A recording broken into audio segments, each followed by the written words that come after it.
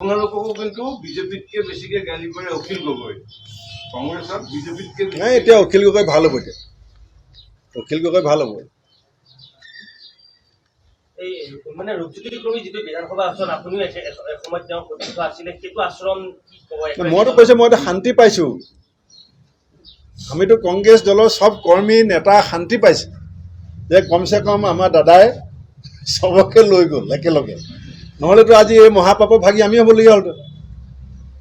ইমান অপবিত্ৰ কৰিলে সদনখন, আৰু আমাৰ কংগ্ৰেছৰ বিধায়কে যদি এই কাম কৰিলেহেঁতেন, আজিতো আপোনালোকেও আমাক কি অৱস্থা কৰিলেন ঠিক নাই। এতিয়া বিজেপিৰ লগত চবেই ইমান লাগিব নোৱাৰে, লাগিব নোখোজে, বিভিন্ন কথা থাকে। বা আপোনালোক লাগিলেও AC ৰুমত থকা 2-4জনে অলপ দৌৰত আছে, কথা তল পৰিবলৈ চেষ্টা কৰি আছে। আপোনালোককো কিন্তু বিজেপিতকে বেছিকে গালি পাৰে অখিল গগৈ। কংগ্ৰেছত বিজেপিতকে নাই, এতিয়া অখিল গগৈ ভাল হ'ব। এতিয়া অখিল গগৈ ভাল হ'ব। এই মানে ৰূপজ্যোতি কুৰ্মী যিটো বিধানসভা আসন আপুনিও এসময়ত তেওঁ প্ৰতিষ্ঠ আছিলে, সেইটো আচৰণ কি ক'ব? মইতো কৈছো, মই এতিয়া শান্তি পাইছো। আমিতো কংগ্ৰেছ দলৰ চব কৰ্মী নেতা শান্তি পাইছে যে কমচে কম আমাৰ দাদাই চবকে লৈ গ'ল একেলগে, নহ'লেতো আজি এই মহাপাপৰ ভাগি আমি হ'বলগীয়া হ'ল। ইমান অপবিত্ৰ কৰিলে সদনখন, আৰু আমাৰ কংগ্ৰেছৰ বিধায়কে যদি এই কাম কৰিলেহেঁতেন, আজিতো আপোনালোকেও আমাক কি অৱস্থা কৰিলেন ঠিক নাই। এতিয়া বিজেপিৰ লগত চবেই ইমান লাগিব নোৱাৰে, লাগিব নোখোজে, বিভিন্ন কথা থাকে। বা আপোনালোক লাগিলেও AC ৰুমত থকা 2-4জনে অলপ দৌৰত আছে, কথা তল পৰিবলৈ চেষ্টা কৰি আছে। আপোনালোককো কিন্তু বিজেপিতকে বেছিকে গালি পাৰে অখিল গগৈ। কংগ্ৰেছত বিজেপিতকে নাই, এতিয়া অখিল গগৈ ভাল হ'ব। এতিয়া অখিল গগৈ ভাল হ'ব। এই মানে ৰূপজ্যোতি কুৰ্মী যিটো বিধানসভা আসন আপুনিও এসময়ত তেওঁ প্ৰতিষ্ঠ আছিলে, সেইটো আচৰণ কি ক'ব? মইতো কৈছো, মই এতিয়া শান্তি পাইছো। আমিতো কংগ্ৰেছ দলৰ চব কৰ্মী নেতা শান্তি পাইছে যে কমচে কম আমাৰ দাদাই চবকে লৈ গ'ল একেলগে, নহ'লেতো আজি এই মহাপাপৰ ভাগি আমি হ'বলগীয়া হ'ল। ইমান অপবিত্ৰ কৰিলে সদনখন, আৰু আমাৰ কংগ্ৰেছৰ বিধায়কে যদি এই কাম কৰিলেহেঁতেন, আজিতো আপোনালোকেও আমাক কি অৱস্থা কৰিলেন ঠিক নাই।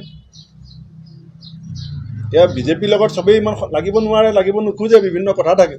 বা আপোনালোক লাগিলেও AC ৰুমত থকা 2-4জনে অলপ দৌৰত আছে, কথা তল পৰিবলৈ চেষ্টা কৰি আছে। আপোনালোককো কিন্তু বিজেপিতকে বেছিকে গালি পাৰে অখিল গগৈ। কংগ্ৰেছত বিজেপিতকে নাই, এতিয়া অখিল গগৈ ভাল হ'ব। এতিয়া অখিল গগৈ ভাল হ'ব।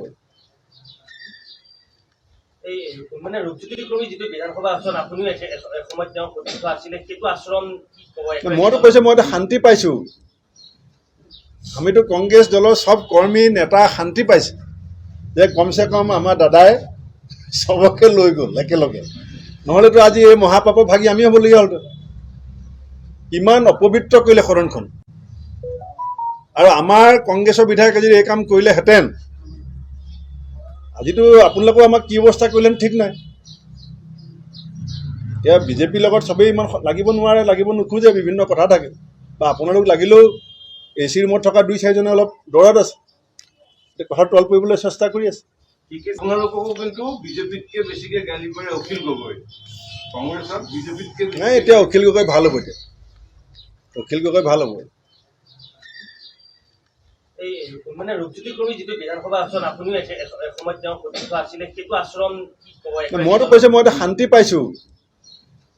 আমিতো কংগ্ৰেছ দলৰ চব কৰ্মী নেতা শান্তি পাইছে যে কমচে কম আমাৰ দাদাই চবকে লৈ গ'ল একেলগে, নহ'লেতো আজি এই মহাপাপৰ ভাগি আমি হ'বলগীয়া হ'ল।